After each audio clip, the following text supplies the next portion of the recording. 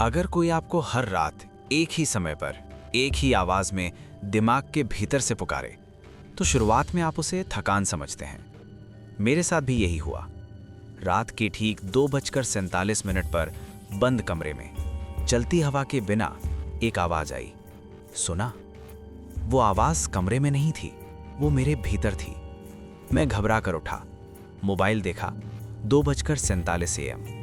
पसीना ठंडा था। उस रात आवाज ने मेरा नाम लिया और यहीं से सब बदल गया। मैं अमित शर्मा हूं, 32 साल का फील्ड सर्वे इंजीनियर। भूत प्रेत में यकीन नहीं करता था। काम के सिलसिले में मध्य प्रदेश के एक कस्बे के पुराने सरकारी गेस्ट हाउस में रुका था। चौकीदार ने रजिस्टर पर बस इतना कहा था कि रात को आवाज आए तो डरिएगा नहीं।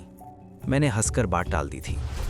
पहली रात मैंने कमरे में देखा, दरवाजा, खिड़की, बाथरूम सब बंद। जाते जाते वही फुसफुसाहट आई, कल फिर आऊंगी। दूसरी रात वही समय, वही आवाज, इस बार औरत की, मीठी पर ठंडी। मैंने पूछा, कौन हो तुम? जवाब मिला, जो तुमने बुलाया। मैंने कभी किसी को नहीं बुलाया था। तीसरी से 7वीं रात तक आवाज हर रात आई, वही समय, वही लहजा। सवाल बदलते गए। डर लगता है? अकेले हो? क्या चाहिए? एक रात उसने कहा, 21 रातें, बस 21। मैं उलझ गया पर भागा नहीं। 8वीं रात उसने मेरे दाएं हाथ के उस निशान का जिक्र किया जो आस्तीन के नीचे छुपा रहता था। मैंने पहली बार पूछा, तुम क्या हो? उसने कहा, अभी नहीं बताऊंगी। 9वीं से 12वीं रात तक आवाज दिन में भी आने लगी, बस स्टैंड पर, ऑफिस में, खाते समय। वो मुझे समझने लगी या ऐसा दिखाने लगी कि मैं समझती हूं। 13वीं रात उसने अपना नाम बताया, कर्ण पिशाचिनी। शब्द सुनते ही शरीर सिहर गया। उसने कहा, जब तक तुम पूछते रहोगे मैं नुकसान नहीं पहुंचाऊंगी।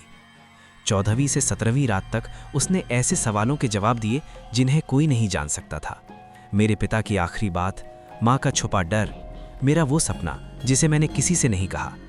बदले में वो बस यही चाहती थी, सुनते रहो। 18वीं रात उसका स्वर बदल गया। अब 3 रातें बची हैं। मैंने पूछा, 21 पूरी हुई तो? देर की चुप्पी के बाद जवाब आया, फिर कोई और सुनेगा। 19वीं और 20वीं रात तक नींद गायब हो गई। आवाज अब मुझे मेरे ही खिलाफ करने लगी, तुम कमजोर हो, तुम अकेले हो। और फिर कहा, कल आखिरी सवाल होगा। 20वीं रात के अंत में 2:47 AM पर कमरे की हवा ठंडी पड़ गई। उसने पूछा, अगर मैं तुम्हें सब कुछ दे दूं तो क्या तुम मेरी एक बात मानोगे? मैंने पूछा, क्या बात? उसने जवाब नहीं दिया, बस कहा, 21वीं रात, फैसला तुम्हारा होगा।